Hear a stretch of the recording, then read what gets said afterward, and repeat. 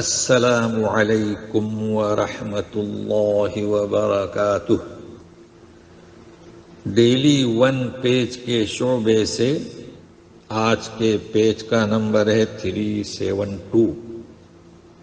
سورت الشعراء، آیات ہیں 112 سے لے کر 136 تک، اور قصہ چل رہا ہے نوح علیہ السلام کا۔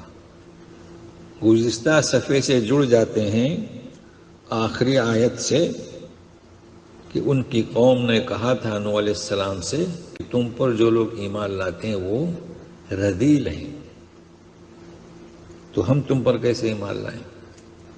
تمہارے ارد گرد بیٹھنے والے رذیل لوگ ہیں۔ تو جواب دیتے ہیں نوح علیہ السلام، اعوذ باللہ من الشیطان الرجیم، قال وما علمی بما كانوا يعملون۔ فرمایا نوح علیہ السلام نے کہ مجھے کیا معلومات، مجھے کیا علم، جو کچھ وہ کرتے تھے وہ تو ایمان لیا ہے، لہذا ایمان لانے سے پہلے وہ کیا کرتے تھے ان کا حساب مجھ پر نہیں ہے، تو کس پر؟ ان حسابهم الا علی ربی لو تشعرون، ان کا حساب تو میرے رب پر ہے، کاش کہ تم شعور رکھتے ہو، شعور رکھو، سمجھو۔ وما انا بطارد المؤمنین، طارد دھتکارنا، ٹھکرانا، دھکے مارنا، لہذا میں مومنین کو دھکے مار کر نکالنے والا نہیں ہوں۔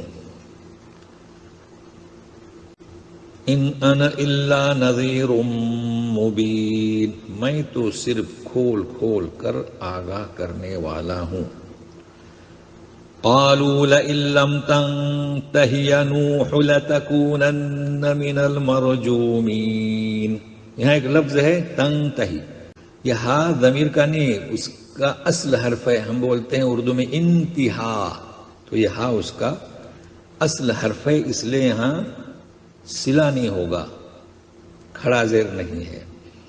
تو بولے نوح کی قوم نوح علیہ السلام کو کہ اگر تم باز نہیں آئے اے نوح تو تم ہو جاؤ گے مرجومین، یعنی پتھر مار مار کر جسے سنسار کیا جاتا ہے۔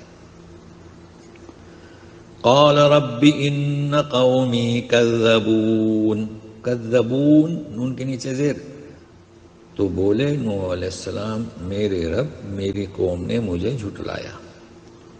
اب دیکھیں کیسی دعا مانگ رہے ہیں، فافتح بینی وبینہم فتحا ونجنی ومن معی من المؤمنین۔ ففتح کے بعد فتح آیا ہے، اور فتح کے معنی فیصلہ، قطعی فیصلہ فرما میرے اور ان کے درمیان، اور نجات دے مجھے اور مومنین کو جو میرے ساتھ میں ہیں، مومنین سے میں سے جو لوگ۔ فَأَنْجَيْنَاهُ وَمَن مَّعَهُ فِي الْفُلْكِ الْمَشْحُونِ، سو ہم نے انہیں اور جو ان کے ساتھ تھے، اب دیکھیے مع اور ہو ضمیر ہے اس لیے وہاں صلہ ہے، مد ہوگا، بھری ہوئی کشتی میں، چونکہ کشتی بھری ہوئی تھی، جو لوگ آپ کے ساتھ میں تھے، اور پھر چوپاؤں کا بھی جوڑا جوڑا لیا تھا۔ ثم اغرقنا بعد الباقین، پھر باقی لوگوں کو ہم نے ڈبو دیا۔ ان فی ذلک لآیۃ وما کان اکثرهم مؤمنین، اس میں تو نشانی ہے، اور ان میں کہ اکثر ایمان لانے والے نہیں تھے۔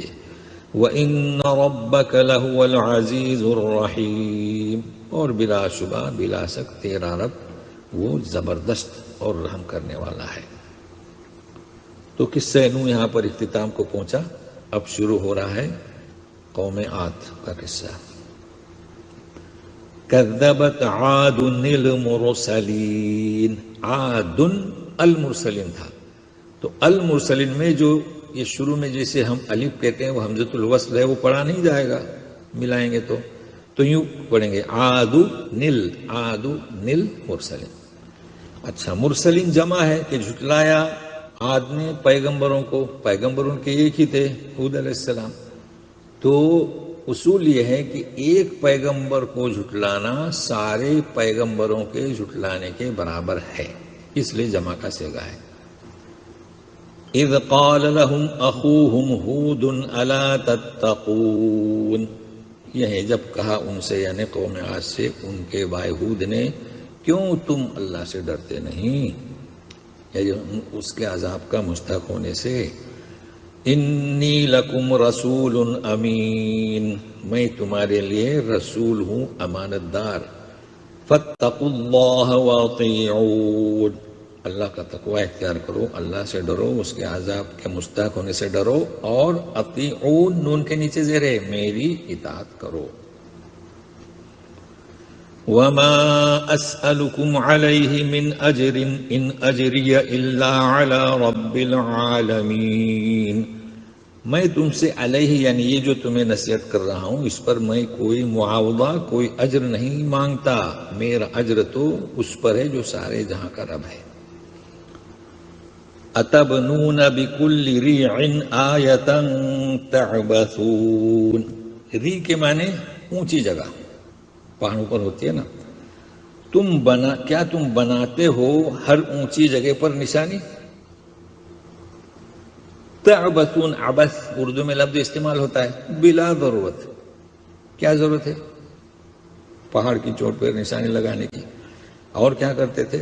وَتَتَّخِذُونَ مَصَانِعَ لَعَلَّكُمْ تَخْلُدُونَ، مصانع مضبوط محل بناتے تھے جیسے کہ ہمیشہ رہنا ہے. وَإِذَا بَطَشْتُمْ بَطَشْتُمْ جَبَّارِينَ، بطش گرفت کرنا، جب کسی کی گرفت کرتے تھے نا، سزا وغیرہ دیتے تھے تو جابرانہ انداز میں.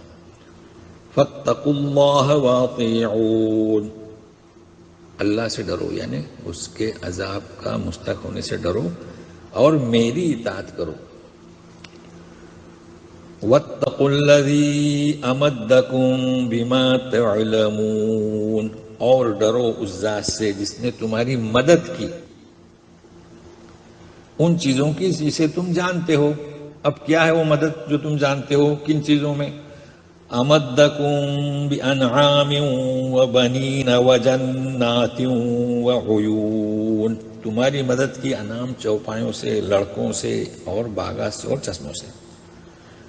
انی اخاف علیکم عذاب یوم عظیم، یوم عظیم، انی اخاف علیکم عذاب یوم عظیم.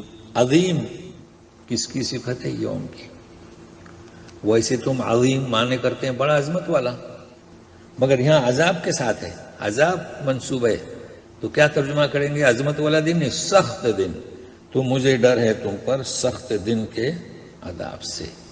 تو ایسی جگہوں پر میں تفصیل یعنی تھوڑا باریکی سے بیان کرتے رہتا ہوں، کیونکہ ہم تو کہتے ہیں سبحان رب العظیم، بڑی عظمت والا، جلال والا.